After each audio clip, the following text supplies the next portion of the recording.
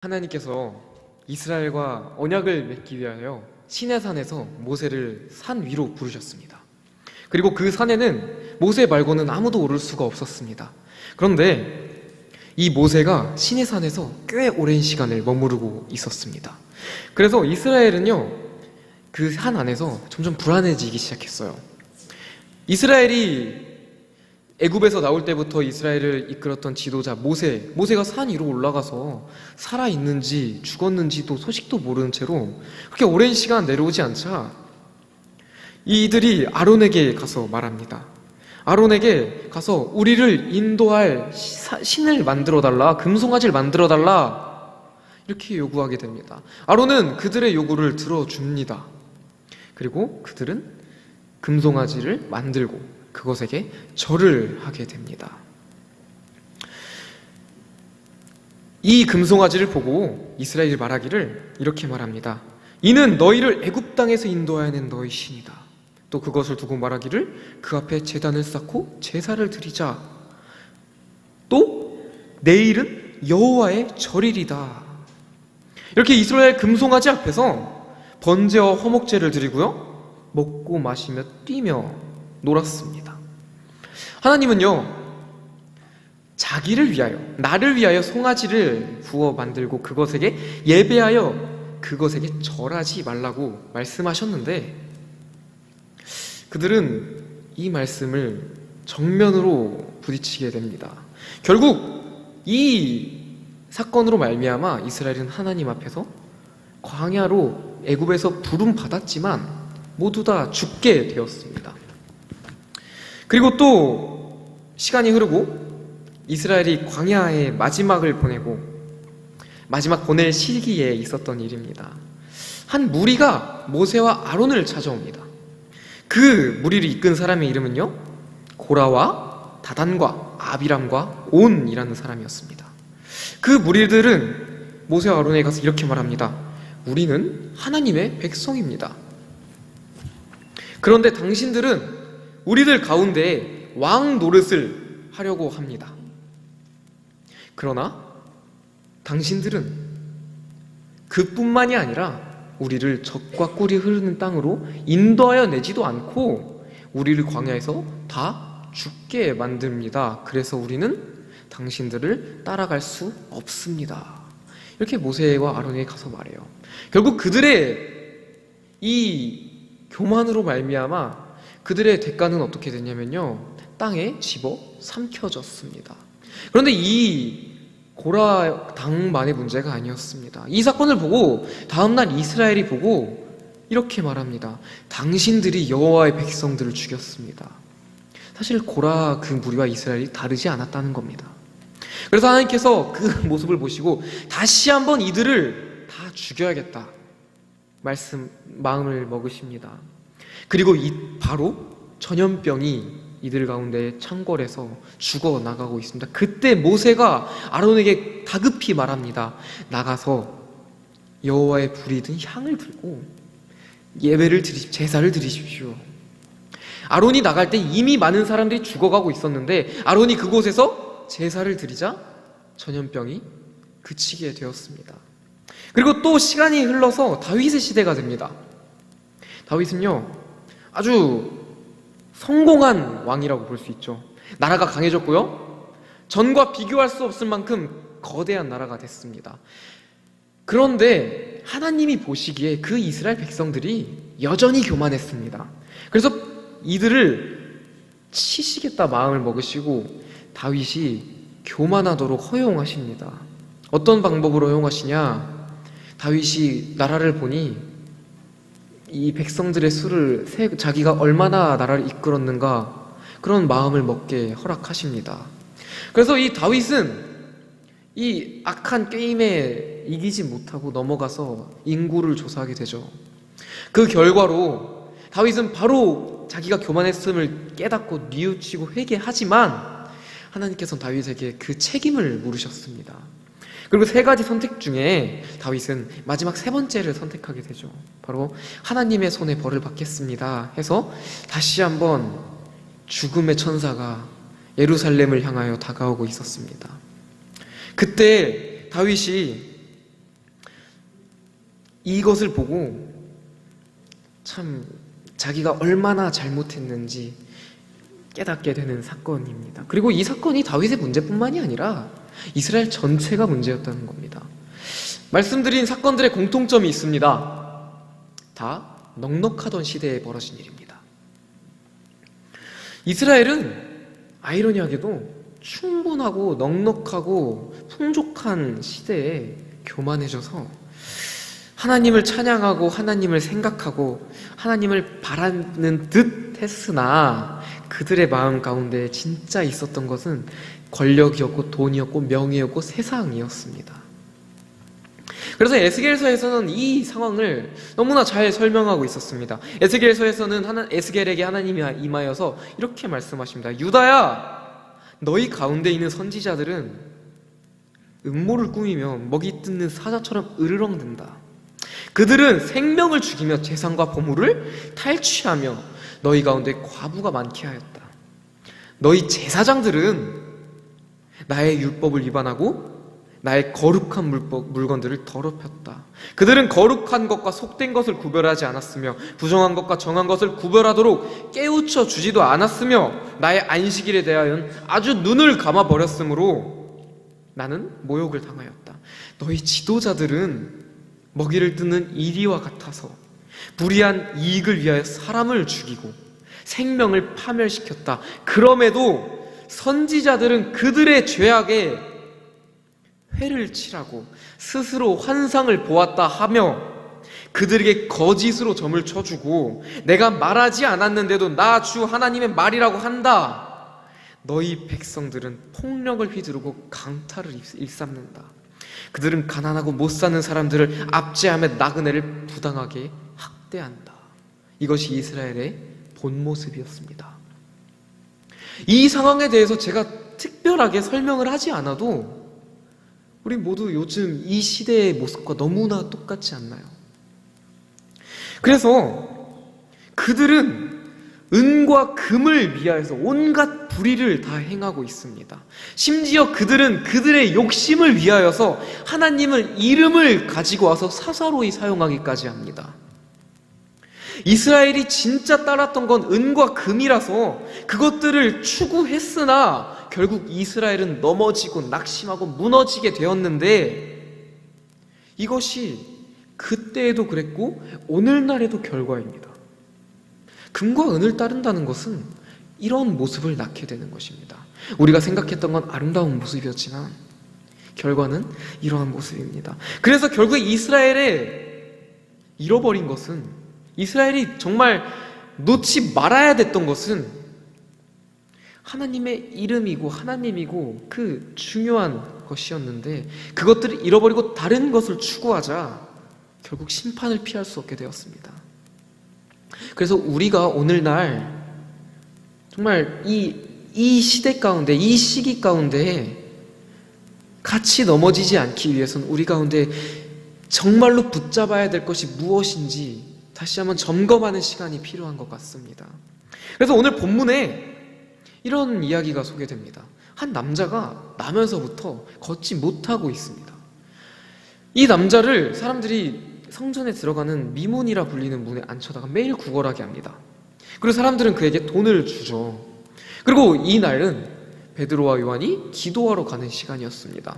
멀리서 그들이 걸어오는 걸 보자 이 남자가 무엇을 줄까 기대합니다. 그래서 이 베드로가 앞에 서서 무언가 주는 제스처를 취하자 와, 저 사람은 나에게 얼마를 줄까 기대했지만 베드로의 대답이 심상치 않습니다. 뭐라고 말하냐면요, 은과 금은 내게 없거니와. 이게 무슨 말인가요? 나는 돈을 달라고 했는데 그래서 주겠다고 앞에 섰는데 정작 나는 돈이 없다고 말합니다. 베드로는 그 대신에 내게 있는 것을 주겠다. 그것은 나사렛 예수 그리스도의 이름이라. 그런데 돈이 아니라 예수님의 이름을 주었는데 놀라운 일이 벌어집니다. 나면서부터 걷지 못했던 자가 발과 발목의 힘을 얻어 걷게 되었습니다. 갓난아기가 걷는 것처럼 아장아장 걷는 것을 넘어서 뛰기까지 하게 됩니다. 이 남자는 이 예수님의 이름을 받고 감격해서 아주 팔짝팔짝 뛰면서 하나님을 찬양하게 됩니다. 어떻게 해야 될 줄을 몰라서 자기가 할 수 있는 것, 자기가 기뻐할 수 있는 최선을 다했던 것 같아요. 그래서 예수님의 이름이 이 남자에게 임하자 남자가 진짜로 해결돼야 될 것이 해결되었습니다. 이 남자는요, 사람들에게 돈을 구했어요. 은과 금을 구했습니다. 그런데 이 남자가 어느 날 정말 부자가 나타나서 많은 은과 금을 주었다 하면 이 사람은 행복할 수 있어요. 갑자기 큰 돈이 들어오면 행복합니다. 전 행복할 것 같아요. 근데 그 행복이 오래가지 않으며 그 행복이 나를 구원해주지 못한다는 거예요. 근데 내가 바랬던 것은 은과 금이었는데 정작 예수 그리스도의 이름이 들어오자 내가 진짜 해결해야 될 것은, 나의 진짜 문제는 돈이 없었던 게 아니라 진짜 문제는 걷지 못하는 거였는데 이것이 해결됐다는 것입니다. 그래서 이 남자가 생각하기에 나에게 좋은 소식은 은과 금이었는데 정말로 좋은 소식을 받았다 하고 보니 진짜 좋은 소식은 예수의 이름이었다는 거예요. 그래서 우리에게도 가장 좋은 소식이 무엇인가 한번 질문하는 시간이 있었으면 좋겠습니다. 이 좋은 소식, 복음이란 뜻은요, 원래 성경적인 단어가 아니라는 거 우리 모두 잘 알고 있을 것 같아요.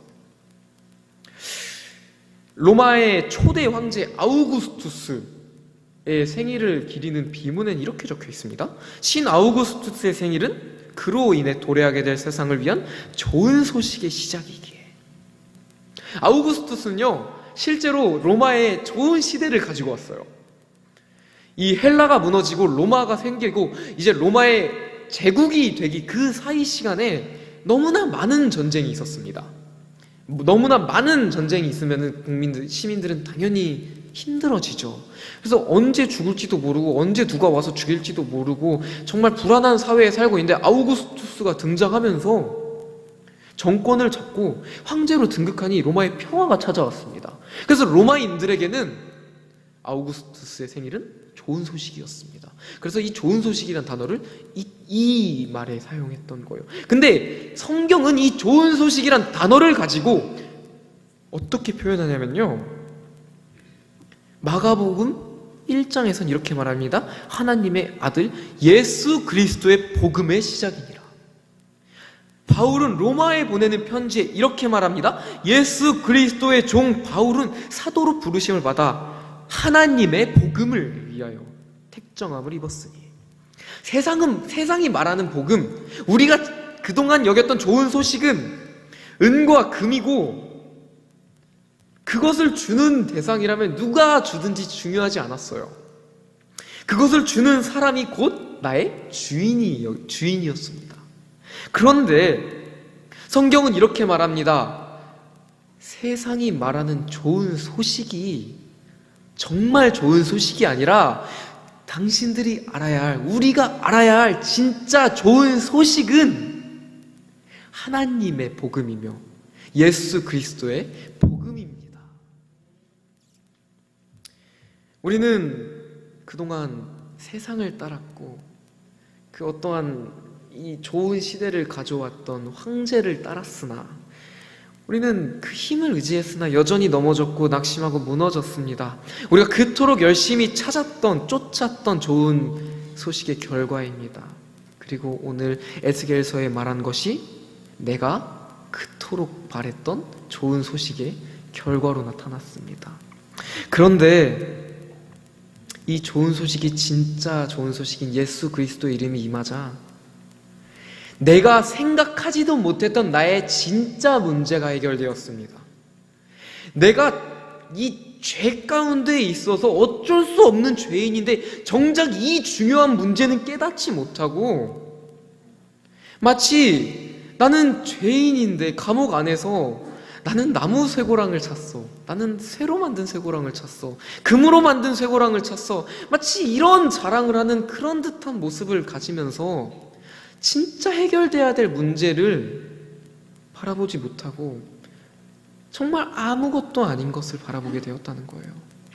근데 예수 그리스도의 복음이 이 땅에 임하고 예수님이 나를 위하여 죽으시고 부활하시니 그것이 나에게 좋은 소식으로 임하니 내가 이 죄인된 입장에서 아들이 되고 하나님의 그 백성이 되었다는 것입니다. 우리가 오늘날 회복되어야 될 게 이건 것 같아요.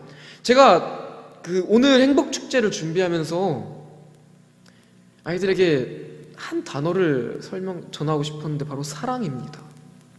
예수님께서 우리를 위해서 죽으신 게 그 사랑 말고는 어떻게 표현할 방법이 없는 거예요.